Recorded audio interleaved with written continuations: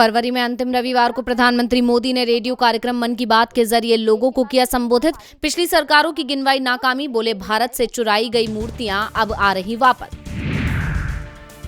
BJP अध्यक्ष JP Nadda का Twitter account hackers ने लिखा, यूक्रेन को मदद चाहिए, क्रिप्टो करेंसी से मांगा डोनेशन। यूपी में 5वें चरण के लिए मतदान जारी, 61 सीटों पर हो रही है वोटिंग। पीएम मोदी, सीएम योगी और प्रियंका गांधी ने की बढ़ चढ़कर मतदान करने की अपील। वोटिंग के दौरान दिग्गजों ने ठोकी जीत की ताल। केशव प्रसाद मौर्य बोले, सैफई से उड़ी थी साइकिल, 10 मार्च को बंगाल की खाड़ी में गिरेगी। समाजवादी पार्टी ने बीजेपी पर कुंडा में कई जगह पर बूथ कैप्चरिंग का लगाया आरोप। सत्ता दल के पक्ष में वोट डलवाने का आरोप भी लगाया। सपा ने चुनाव आयोग से की शिकायत। यूपी के कुंडा में फायरिंग और पथराव, सपा प्रत्याशी गुलशन यादव पर जानलेवा हमला, कई बूथों पर मारपीट और बूथ कैप्चरिंग।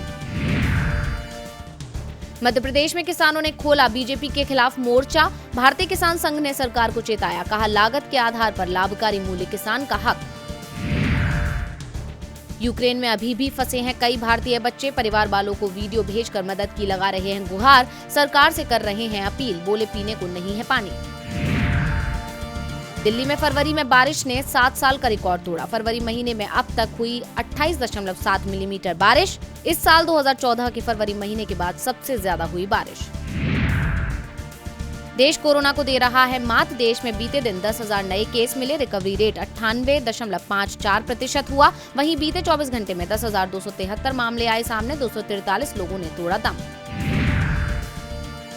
यूक्रेन में तबाही मचा रहा रूस ने उड़ा दी गैस पाइपलाइन। लाखों लोगों ने छोड़ा देश। दोनेत्स्क में गोलीबारी से 19 नागरिकों की गई जान। यूक्रेन की राजधानी पर हमलों के बीच रूस का बड़ा कदम, बातचीत को तैयार। क्रेमलिन बेलारूस में यूक्रेन के साथ बातचीत के लिए तैयार। यूक्रेन में मची दहशत, -7 डिग्री में पैदल चलकर बॉर्डर पर पहुंचे छात्र। गार्ड्स ने रोका तो बोले अब कहां जाएं हम। रूस पर हमला कर घिरे पुतिन। रूस ने यूक्रेन पर हमले के खिलाफ किया प्रदर्शन। 3000 से अधिक लोगों को हिरासत में लिया गया। लॉस वेगास में हुक्का पार्लर में फायरिंग, 14 लोगों को लगी गोली, एक शख्स की गई जान। रिलायंस ने उठाया बड़ा कदम। फ्यूचर रिटेल के कुछ स्टोर का संचालन अपने हाथों में लिया। कर्मचारियों को नौकरी की पेशकश। अंतर्राष्ट्रीय बाजार में कच्चे तेल की कीमतों में वृद्धि। देश में आज भी स्थिर पेट्रोल और डीजल का भाव। राष्ट्रीय स्तर पर नवंबर से नहीं बदले पेट्रोल के दाम।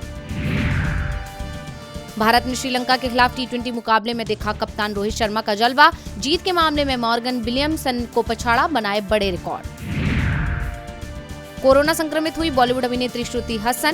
पोस्ट साझा कर दी जानकारी, कहा सावधानियां बरतने के बाद भी मैं कोविड-19 की चपेट में आ गई हूं। मैं ठीक होने की प्रोसेस पर हूं। मन की बात में पीएम मोदी ने किया तंजानिया के भाई बहन किली और नीमा का जिक्र। बोले दोनों के अंदर भारतीय संगीत को लेकर एक जुनून है, एक दीवानगी है और इसी वजह से वो काफी लोकप्रिय भी।